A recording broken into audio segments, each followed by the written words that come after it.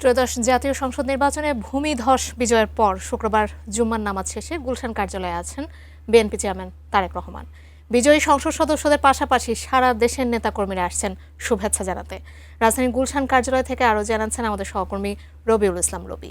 রবি, এই ভূমিধস বিজয়কে সামনে রেখে তারেক রহমান নিশ্চয়ই শুভেচ্ছায় স্নাত হচ্ছেন। আপনার কাছ থেকে সেখানকার অবস্থা জানতে চাই।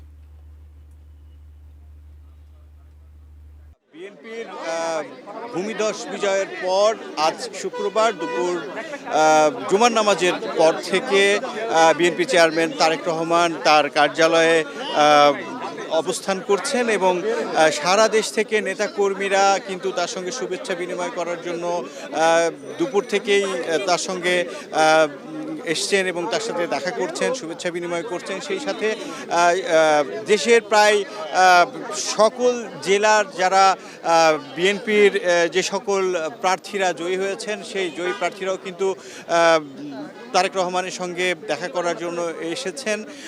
সেই সাথে আরেকটু জানি কিছুক্ষণ আগে বিএনপি স্থায়ী কমিটির সদস্য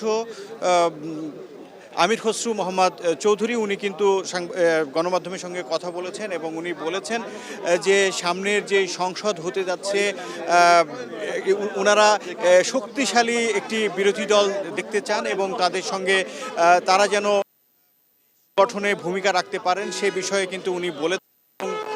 বিরোধী দলের জন্য যত ধরনের সহযোগিতার প্রয়োজন হয় সেটি তার দলের পক্ষ থেকে করা হবে এমনটি উনি জানিয়েছেন। এছাড়া পররাষ্ট্র নীতির যে তারা বলেছেন যে পররাষ্ট্র নীতির বিষয়ে তারা আসলে খুব একটি ভালো পদক্ষেপ ওনারা নিচ্ছেন, যেটি হচ্ছে গিয়ে প্রত্যেকটা দেশ সে সঙ্গে তারা ভালো সুসম্পর্ক বজায় রাখবেন এবং সবার সাথে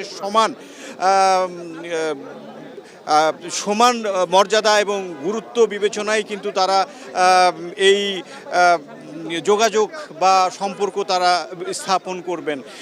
তার পাশাপাশি আমির খসরু মাহমুদ চৌধুরী বলেছেন যে সামনের যেই সংসদ হতে যাচ্ছে এটি আসলে পরিবর্তনের একটি সংসদ এবং এখান থেকেই আসলে নতুন বাংলাদেশের যেই স্বপ্ন মানুষ দেখেছিল সেটার বাস্তবায়ন তিনি মানে তার দল বিএনপি সেটা করতে যাচ্ছেন।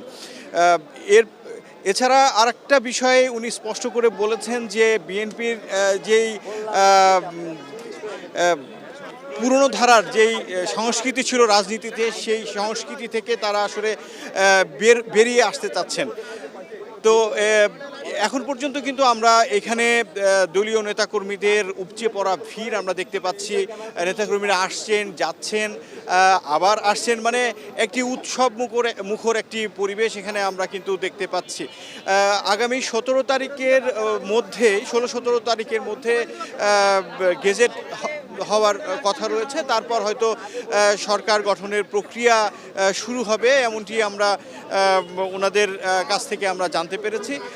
তারেক রহমান যতক্ষণ পর্যন্ত তার কার্যালয়ে অবস্থান করছেন ততক্ষণ পর্যন্ত নেতাকর্মীদের সমাগম আসলে থাকবে এবং উৎসবমুখর পরিবেশ এরকমভাবেই বজায় রাখার যে দৃশ্য আমরা দেখতে পাচ্ছি এমনটি হয়তো দেখতে পাবো।